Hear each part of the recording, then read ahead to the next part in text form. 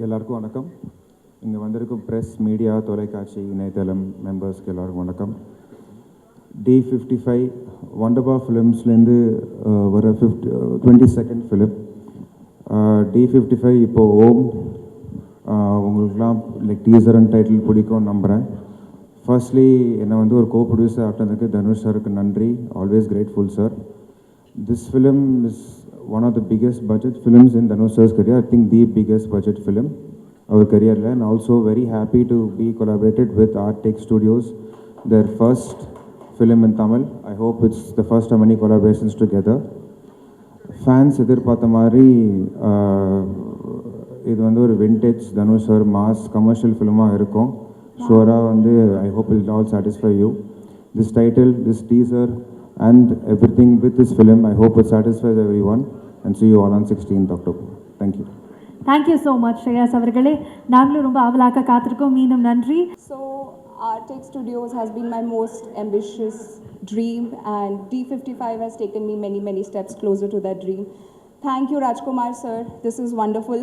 So much excited for 16th October, and I'm so glad we associated with you, with Wonderbar, Shreyas, Dhanush sir. Very big thank you. Azmat? Nothing new to add other than what Shreyas and Shraddha said. Thank you very much, Rajkumar sir, for making us a part of this project. We are so humbled and honored. And all the best, and we hope you give it all the love possible. Thank you. Thank you very much. Thank you. And உங்களுடைய முதல் திரைப்படம் is what we heard. So we are wishing you a blockbuster. Thank you very much for coming all the way to Chennai for this. Thank you. இங்கே வந்திருக்கிற press மற்றும் Artech producers, Shreyas, Jay Mehta. I would like to have Warner, Jay also on the stage. Next. Okay.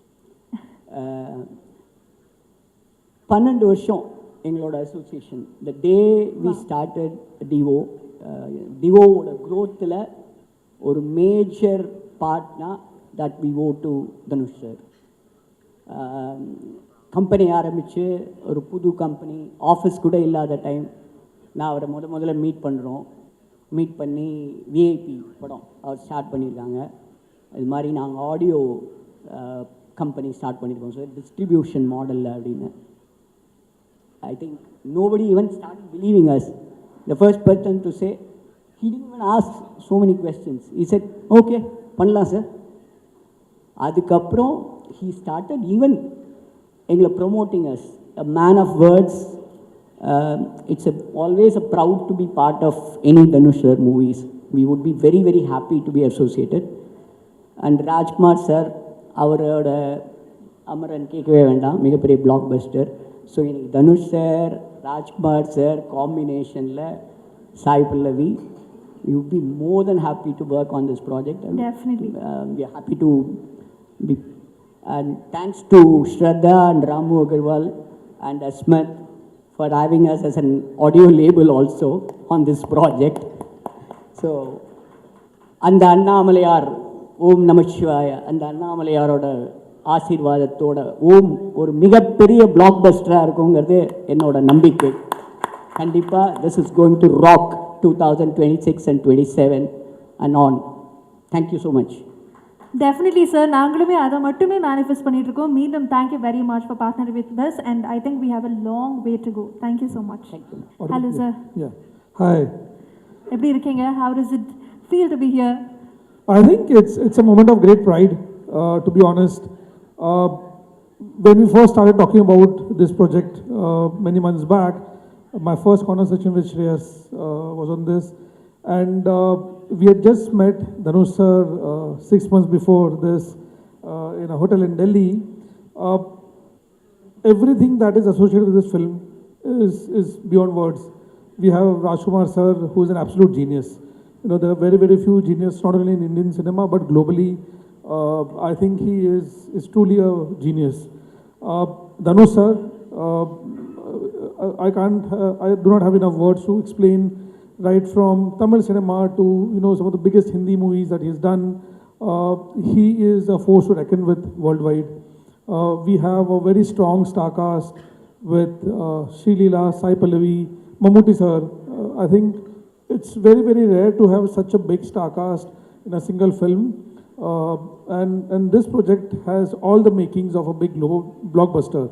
I feel not only in India, this has all the makings of being a huge global blockbuster for us. I also want to thank Arctic, and Wonderbar. They are the ones who are responsible for putting this film on ground. I truly feel that this is going to be by far the biggest Tamil cinema of all time. Wow. So, all the best. And I would also want to call Ramu sir on stage. Please.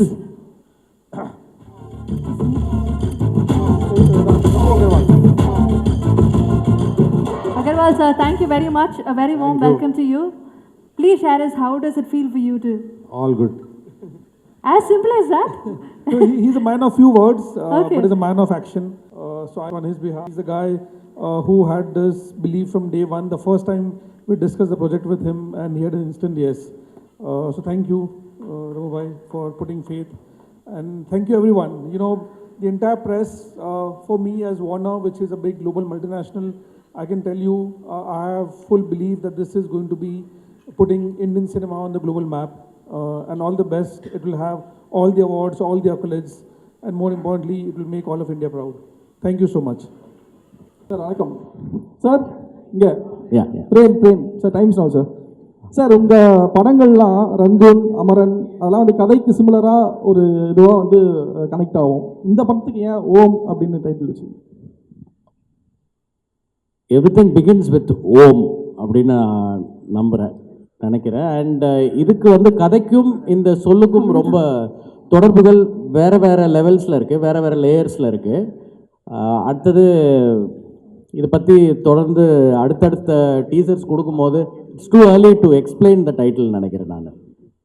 அடுத்தடுத்த teasers and அடுத்தடுத்த materials வரும்போது you will have the answer sir. Sir, இங்கே ஏற்கனவே கன்னடத்தில் உபேந்திரா நடித்து ஓமுன்னு ஒரு படம் வந்து மிகப்பெரிய ஹிட்டு. இன்றைக்கும் அது ரசிகர்கள் மத்தியில் இருக்குது. அதே டைட்டிலை யூஸ் பண்ணுறதுக்கு எனி ரீசன் சார்? இல்லை சார், இது வந்து இந்த படத்துக்கும் இந்த கதைக்குமான சூழலுக்கு ரொம்ப பொருத்தமான ஒரு வார்த்தையாக இருந்தது. இப்போ நிறைய டைட்டில்ஸ் ரிப்பீட் ஆகுது. இப்போது நம்ம ஏற்கனவே பண்ண படம் கூட அது முன்னாடி 90s ஏர்லியராக வந்த கார்த்திக் சாருடைய படம் தான். நம்ம பண்ணது மட்டும் இல்லை, மற்ற ஃபில்ம் மேக்கர்ஸ் பண்ணுற படமும் love today are many films, even Dhanush சாரோட நிறைய படங்கள் கூட பழைய படங்களுடைய டைட்டில்ஸை ரிப்பீட் பண்ணியிருக்கு. பட் இது வந்து ஏதோ ஒரு சென்சேஷனுக்காக வைக்கப்பட்ட ஒரு டைட்டில் இல்லை. இந்த கதைக்கும் நான் ஒவ்வொரு முறையும் கதையோட தலைப்பை எழுதிட்டு அப்புறம் தான் ஸ்க்ரீன் பிளே எழுதுவேன். அந்த மாதிரி இதுவும் ஒரு முக்கியமான தலைப்பாக ஃபைனல் டிராஃப்டில் நம்ம ஆரம்பிக்க முன்னாடியே எழுதி அதுக்கப்புறம் தொடங்கின ஒரு திரைக்கதை தான் இது. ஸோ இதுக்கும் கதைக்கும் ஆழமான ஒரு சம்பந்தம் இருக்கிறதுனால தான் இருக்குது சார். சார் ராஜ்குமார் சார், நான் வேற லெவல் சினிமா கார்த்திக் சார். இந்த சேப்பு பேக்ரவுண்டு, சிகப்பு பேக்ரவுண்ட் கம்யூனிசத்தை குறிக்குதா, சம்மரத்தை குறிக்குதா? இல்லை சார், அதுலேயே வந்து எழுத்தா என்னன்னு விவரிச்சிருக்கு. அதில் வந்து சாப்டர் 1 உதிரம் த பிளட் வுட் அப்படின்னு இந்த ஓம்ங்கிற படத்துக்குள்ள இந்த பார்ட் 1, அதாவது சாப்டர் 1 அப்படிங்கிறது உதிரம் த பிளட் வுட் அப்படின்னு இருக்குது. அதுலேயே அது it is this nothing to hide. அதில் பிக்சர்ஸில் இருக்குது, விஷுவல்ஸில் இருக்குது, கேப்ஷனில் இருக்குது. இது எது சம்மந்தப்பட்டது கான்ஃப்ளிக்ட் அப்படிங்கிறது அதை கொஞ்சம் பார்த்தாலே புரிஞ்சிரும்னு நினைக்கிறேன். கண்டிப்பாக சார். அதே மாதிரி நீங்கள் அமரனில் வந்து இந்திய இராணுவத்தை, இந்தியர்களை பெருமைப்படுத்துனீங்க. இதில் வந்து சம்மரை கடத்தல்னாலே தமிழர்கள் தான் கடத்துறதா ஆந்திராவில் அடித்து கொள்ளுவாங்க அப்படின்லாம் நம்ம கேள்விப்பட்டிருக்கிறோம். இதில் தமிழர்களை பெருமைப்படுத்துகிற மாதிரி சீன்ஸோ? இல்லை, இது வந்து சார் எந்த சாராரையும் பெருமைப்படுத்துவதற்கோ இழிவுபடுத்துவதற்கோ எடுக்கப்படுற ஒரு படம் இல்லை. இது இருக்கிற சூழ்நிலையை ஒரு கமர்ஷியல் சினிமாவாக, அதே நேரம் சிந்திக்க வைக்கிற ஒரு சினிமாவாக ப்ரெசென்ட் பண்ணுற ஒரு படமாக இருக்கும் இது. அதே மாதிரி கார்த்திகேயன் மம்முட்டி சார் பேர் சொன்னீங்க. இவர் பேர் அண்ணாமலையா? அண்ணாமலைக்கு அரோகராங்கிறாங்க இவர் தனுஷ் என்ட்ரி ஆகிறப்போ. இல்லை, இதில் இன்னும் பேர் சொல்லலை சார். அவங்க சொல்கிறது அண்ணாமலையாருக்கு அரோகரான்னு சொல்கிறாங்க. சார் டேரக்டர் சார், இப்போ இந்த ஓம்ங்கிற வார்த்தைக்கு சமஸ்கிருதத்தில் சோம்னு ஒரு வார்த்தை இருக்குது.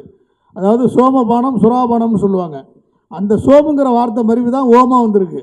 சோம்னு சொன்னால் கஞ்சான ஒரு பொருள் இருக்குது.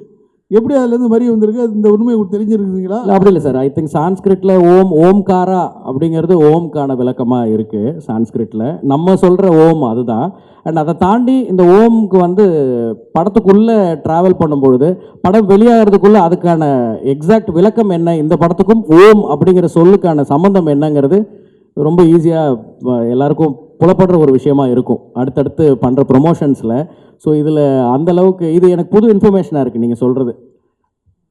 ராஜ்குமார் சார், இங்கே மீனாட்சி சுந்தரம் சார், உண்மை கதை நீங்கள் அமரன் எடுத்தீங்க. இந்த படம் கூட இந்த 2015 நடந்த ஒரு உண்மை சம்பவமாக தெரியுது. நாங்கள் வெளிப்படையாக சொல்லலை, ட்ரெய்லரில் தெரியுது. இந்த உண்மை சம்பவங்கள் வந்து எல்லாருக்குமே தெரிஞ்ச கதையாக இருக்கும். அது வந்து சினிமாவில் எடுக்கக்கூடிய சவால் என்ன, அப்புறம் வந்து இதுதான் தனுஷ் சாருடைய லைஃப்லேயே பெரிய பட்ஜெட்டில் உருவாகிருக்காங்க. இந்த கதைக்கு ஏன் அவ்வளோ பெரிய பட்ஜெட்? இல்லை சார், இன்றைக்கி வந்து ஃபஸ்ட்டு நான் வந்து இந்த உண்மை சம்பவங்கள் பற்றி நீங்கள் சொல்கிறதுக்காக சொல்கிறேன். ஐ திங்க் எல்லா கதையும் எனக்கு தெரிஞ்சு எல்லா ஃபில்ம் மேக்கர்ஸுமே வந்து they get inspired for ideas for concepts from daily life. இல்லை அவங்க வாழ்க்கையில் நடந்த சம்பவங்கள், இல்லை அவங்க ஃப்ரெண்டு வாழ்க்கையில் நடந்த சம்பவங்கள். ஸோ என்ன ஜானரில் நம்ம படம் பண்ண நினைக்கிறோங்கிறது தான் முக்கியம்னு நினைக்கிறேன் நான். ஸோ போன படம் வந்து ஒரு பயோகிராஃபிக்கல் பிக்சர், ஒரு மிலிட்ரி பேசிஸில் பண்ண ஒரு படம். அது ஒரு ஆர்மி சோல்ஜர், ஒரு ஆர்மி மேஜருடைய வாழ்க்கை படமாக வந்தது. அது இப்போ பண்ணுறது அதுக்குன்னு சில தன்மைகள் இருக்குது. பட் எந்த படமாக இருந்தாலும் வெறும் அந்த உண்மை சம்பவத்தை மட்டுமே எடுத்து நம்ம படம் பண்ணோம்னா அது வந்து அதுக்கு ஸ்க்ரீன் பிளேன்னு ஒன்று ரொம்ப முக்கியம். ஸோ அந்த screen play decides every thing. கற்பனை கதையாக இருந்தாலும் உண்மை கதையாக இருந்தாலும் ஐ திங்க் அதுதான் that makes the difference for the result sir.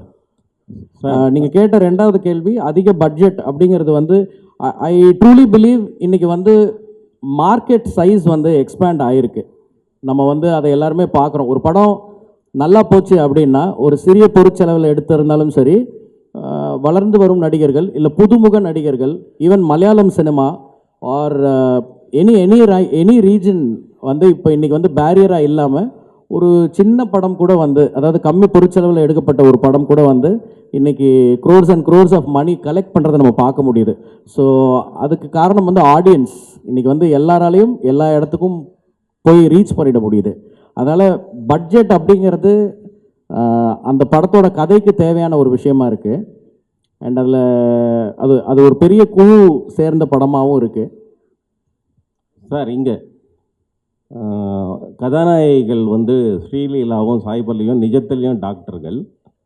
இப்போ இந்த ஷூட்டிங் இங்கே வந்து அடர்ந்த காட்டு பகுதிகளில் நடக்கும்போது ஏதாவது விபத்துகள் ஏற்பட்டு அவங்க வந்து உண்மையான டாக்டராக வந்துட்டு ஏதாவது ஒர்க் பண்ணாங்களா வந்து? இல்லை சார், அவங்களுக்கு வந்து அவங்களுடைய ஆக்டிங்க்கு ஆக்டர்ஸாக அவங்க ரோல்ஸுக்கு ப்ரிப்பேர் ஆகிறதுக்கு இந்த படத்தில் வேலை சரியாக இருக்குது ரெண்டு பேருக்கும். இன்னொன்று ப்ரொடக்ஷன் ஹவுசஸ், அதாவது ப்ரொடியூசர்ஸ் வந்து முன்னேற்பாடுகளோடு ரெடியாக இருக்காங்க. அதனால் எந்த வித விபத்துகளும் நாங்கள் இது வரைக்கும் சந்திக்கலை.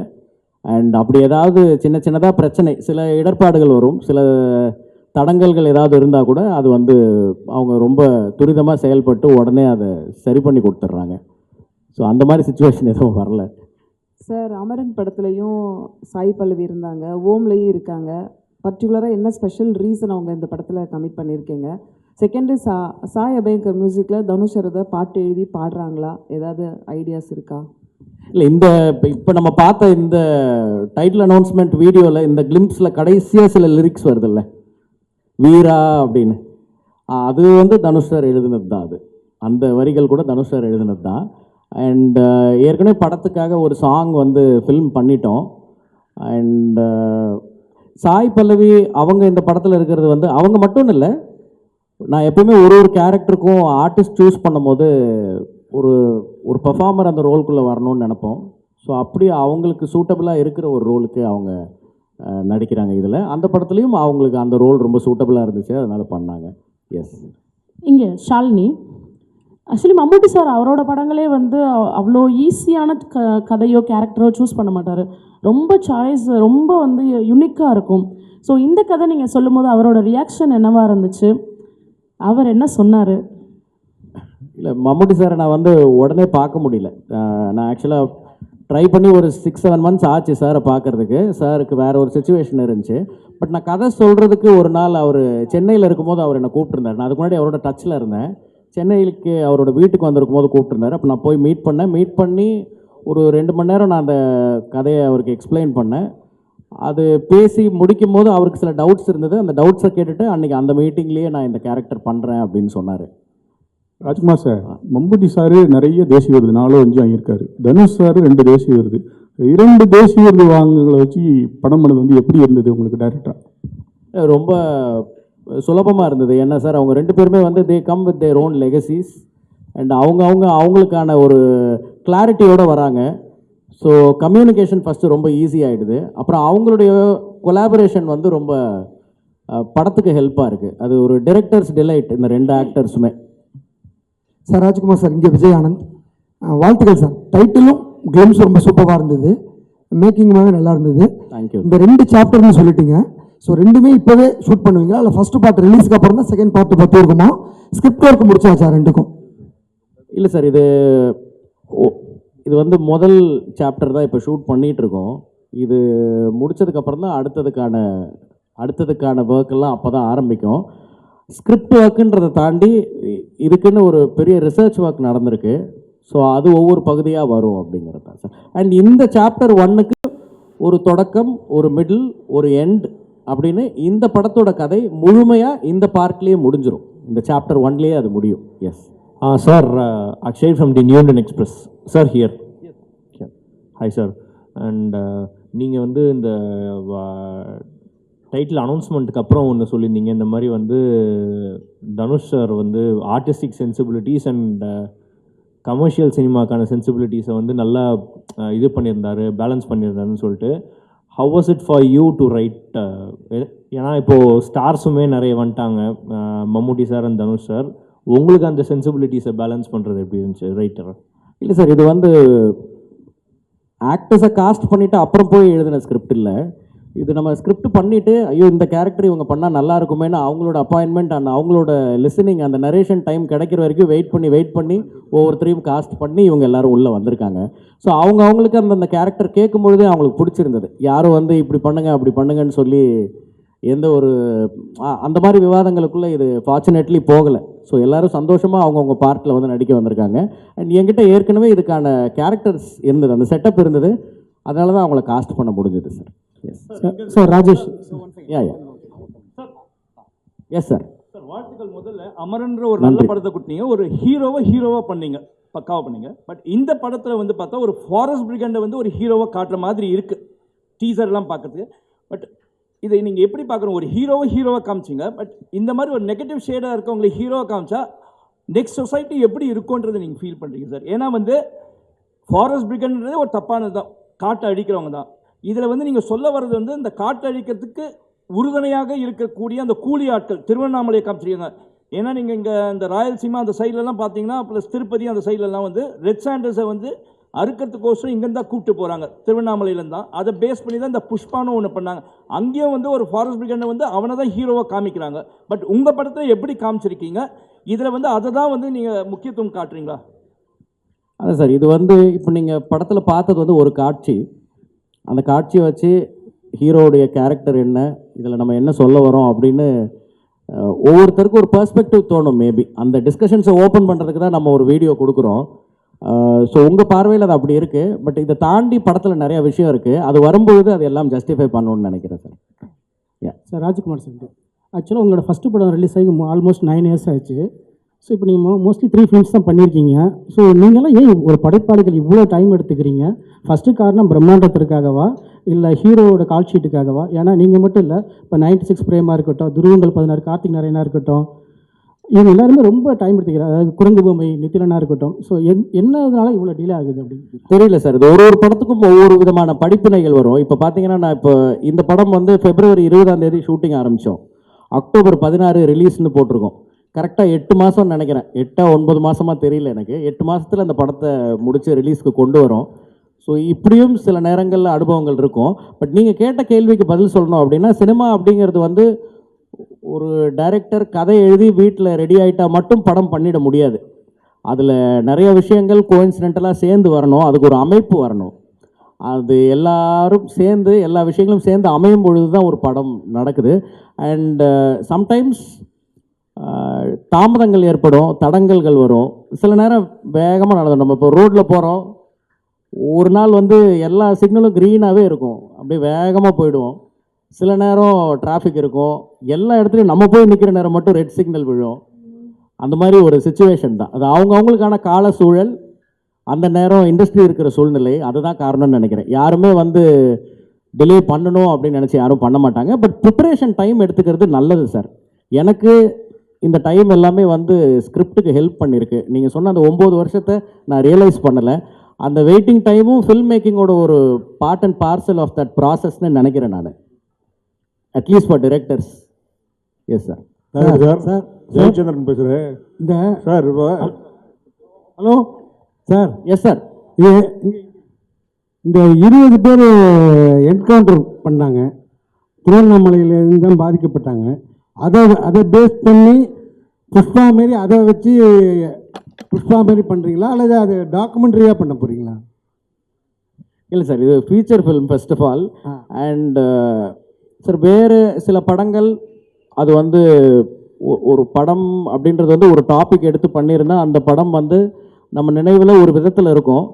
இது வந்து எனக்கு ரொம்ப நாளாக நினைவில் இருக்கிற சில நிகழ்வுகளை, சில நிதர்சனங்களை மையமாக வச்சு அதுக்கு மேலே நிறைய எலிமெண்ட்ஸ் வச்சு நிறைய ரிசர்ச் பண்ணி உருவாக்கி இருக்கிற ஒரு திரைக்கதை. ஸோ இதுக்கும் வேறு எந்த படங்களுக்கும் சம்மந்தம் இல்லைன்னு நினைக்கிறேன் நான். அண்டு நீங்கள் குறிப்பிடுற அந்த பர்டிகுலர் சம்பவம் இதில் இருக்குன்னு சொல்ல முடியாது, பட் ஒரு இன்ஸ்பிரேஷனாக அந்த தாட் இருந்திருக்கு கண்டிப்பாக. டைரக்டர் சார், ஜெயச்சந்திரன் பேசுகிறேன் சார். தனுஷ் சார் வந்து இப்போது ஹிந்தி படங்கள்லையும் நடிச்சிட்ருக்காரு, நடித்து வெற்றி படங்கள்லாம் இருக்குது. இது வந்து அவர் நடிக்கிற பெரிய பட்ஜெட் படம் அப்படின்னு சொல்லிட்டு சொல்கிறீங்க. அப்படி இருக்கும்போது இது ஒரு பேன் இண்டியா படமாக நீங்கள் உருவாக்கலாம் இல்லையா? அதுவும் இல்லாமல் ஸ்டார் காஸ்ட் வந்து மம்முட்டி, தனுஷ் சார் 2 பேர் மட்டும் தான் தெரியுது. மற்ற லாங்குவேஜுக்கெல்லாம் போகும்போது அங்கே உள்ள ஆர்டிஸ்ட்டு, ஃபேமஸான ஆர்டிஸ்ட்லாம் தேவைப்படும். அந்த மாதிரி ஏதாவது ஐடியாஸ் எதனா இருக்கா சார்? இல்லை எக்ஸ்பெரிமெண்ட் ஐடியா இருக்குது? இல்லை சார், ஐ திங்க் ஒரு ஸ்கிரிப்ட் ரூட்டடாக அந்த தன்மைக்கு ஏற்ப இன்றைக்கி வந்து நம்ம அந்த ஸ்கிரிப்டுக்கு உண்மையாக கரெக்டாக பண்ணாலே பேன் இண்டியா மட்டும் இல்லை, ஐ திங்க் நம்ம எல்லா உலகத்தில் இருக்கிற எல்லாரையுமே இப்போ ரீச் பண்ணிட முடியுது. வெறும் காஸ்டிங்கில் மட்டும் அது நிகழாது. அதுக்கான கதையும் கேரக்டரும் அவங்களுக்கான ஒரு அந்த பார்ட் வந்து ரொம்ப ஸ்ட்ராங்காக இருந்தால் மட்டும்தான் அவங்கள உள்ளே வருவாங்க. வெறும் டெக்கரேஷனுக்காக இதில் யாரையுமே நம்ம சேர்க்கலை. அப்படி சேர்க்கறதுல எனக்கு விருப்பமும் இல்லை. Yes sir. Direct sir Balan இங்கே இப்போ ஒவ்வொரு படமும் உங்களுக்கு ஒரு படிப்பினைகள் சொன்னீங்க இல்லையா? அது மாதிரி ரங்கூனாக இருக்கட்டும், இல்லை அமரனாக இருக்கட்டும், இந்த படமாக இருக்கட்டும், அந்த 3 படத்துலையும் 3 ஹீரோக்கள்கிட்ட நிறைய அனுபவங்கள் இருக்கும். அதை பற்றி கொஞ்சம் சொல்லுங்கள். 3 ஹீரோக்கள்கிட்டையும் கிடைச்ச படிப்பினை அனுபவம் ஏதாவது சொல்லுங்கள். சார், அனுபவம் அப்படின்றது வந்து நாட் ஜஸ்ட் வித் ஹீரோஸ், நம்ம ஒர்க் பண்ணுற ப்ரொடியூசர்ஸ் கிட்ட இருக்கும், கூட ஒர்க் பண்ணுற அசிஸ்டன்ட் டைரக்டர்ஸ் கிட்ட இருக்கும். அண்ட் அதில் வந்து ஒவ்வொரு ஜேர்னி ஒரு மாதிரி இருக்கும். It's a collaborative process. முதல் படத்தில் எனக்கு கௌதம் கார்த்திக் நடித்தார். அவர் இப்போ வரைக்கும் எனக்கு இப்போ நம்ம இங்கே உட்காந்து இந்த டீசர் நீங்கள் இங்கே பார்த்துட்டு இருக்கும்போது ஆல்ரெடி ஆன்லைனில் ரிலீஸ் ஆகிடுச்சு. ஸோ 3வது ஆளாக எனக்கு விஷ் பண்ணது, ஆர் அட்லீஸ்ட் அவர் ஃபஸ்ட்டு கூட விஷ் பண்ணியிருக்கலாம், நான் 3வதாக அவரோட மெசேஜ் தான் பார்த்தேன். ரொம்ப சந்தோஷமாக டைட்டில் பற்றி அந்த டீசரில் காட்டின அந்த விஷயங்கள் பற்றியெல்லாம் ரொம்ப எக்ஸைட்டடாக பேசிகிட்டு இருந்தார். எனக்கு சத்தத்தில் ரொம்ப கேட்கல. ஸோ அந்த நட்பு தொடருது இன்னும். அண்ட் அதே மாதிரி போன படம் நான் ஒர்க் பண்ண சிவகார்த்திகேயன், ஸோ அவரும் வந்து அந்த படத்தில் ஒரு கரெக்டான ஒரு நேர்த்தியான ஒரு அனுபவம் இருந்தது. இப்போது தனுஷரோட ஒர்க் பண்ணுறது வந்து எனக்கு ரொம்ப க்ளோஸ் டு தி ஹார்ட்டாக இருக்குது, ரொம்ப ப்ளசண்ட்டாக இருக்குது. தினம் தினம் ஏதாவது ஒரு ஆச்சரியம் நிகழுது. ஐ திங்க் இந்த என்டையர் ஜேர்னி முடிக்கும் போது நான் அவரை பற்றி பேசுகிறதுக்கு நிறைய இருக்கும்னு நினைக்கிறேன். ஸ்ரீலீலா பற்றி சொல்லுங்கள் சார். ஸ்ரீலீலாவோட இப்போ தான் ஷூட் ஸ்டார்ட் பண்ணியிருக்கோம். Very few days we have started work with sir. இப்போ தான் கொஞ்ச நாள் தான் ஆயிருக்கு. ரொம்ப ஒரு ப்ராமிசிங் டேலண்ட் அவங்க. இன்னும் அவங்களுடைய ஒரு பெர்ஃபார்மிங் சைடை நம்ம நிறைய படங்களில் பார்க்கலான்னு நினைக்கிறேன். Excellent dancer, but a very good actress also. I mean a very good performer also. Hello. Sir, sorry to interrupt. One question. Ada sir. I am Krishna Kumar from DD. Sir, here. Yes, I sir. have 2 questions. Yes, sir. In what way this இந்த title வந்து இந்த கதைக்கு வந்து உங்களுக்கு நெசசிட்டியாக இருக்குது, number 1. Number 2, நம்ம ஓம்ங்கிறது நம்ம இந்து விஷயத்தில் பிரணவ மந்திரத்தில் மனசாந்திக்காக சொல்கிற ஒரு மந்திர வார்த்தை. அதை எப்படி ஒரு டிசைனே வந்து அட்டாக்கிங் இன்ஸ்ட்ருமெண்ட்ஸ் மாதிரி ஒரு ஷார்ப்பாக வச்சுருக்கீங்களா? அதுக்கு விளக்கம் இருந்தால் கொஞ்சம் கொடுங்க. இல்லை சார், நம்ம தினம் சாமி கும்பிடுறோம். பல்வேறு மாதிரியான கடவுள்கள் நம்மளோட வழிபாட்டு முறையிலேயே இருக்குது. ஸோ ஒவ்வொருத்தருக்கும் ஒவ்வொரு வாகனங்கள் இருக்குது, கையில் ஆயுதங்கள் இருக்குது, சாந்தமாகவும் இருக்குது, எல்லாமே எல்லாத்துலேயும் இருக்குதுன்னு நினைக்கிறேன். ஸோ அது ஒரு முக்கியமான ஒரு விஷயமாக ஒரு பேசு பொருளாக இருக்காதுன்னு நினைக்கிறேன் நான். நீங்கள் கேட்ட கேள்விக்கு ரிலேட் பண்ணி சொல்லும் பொழுது அண்ட் இந்த வார்த்தை கதைக்கு எவ்வளோ பொருத்தமாக இருக்குது அப்படிங்கிறது நான் ஏற்கனவே நிறைய பேர் இதையே கேள்வியை மாற்றி கேட்டாங்க. அவங்க எல்லாருக்கும் சொன்னது தான் திருப்பி சொல்கிறேன். அடுத்தடுத்த பார்வைகள் வரும்பொழுது அது தெளிவாக புரிஞ்சிரும்னு நினைக்கிறேன் சார். நன்றி.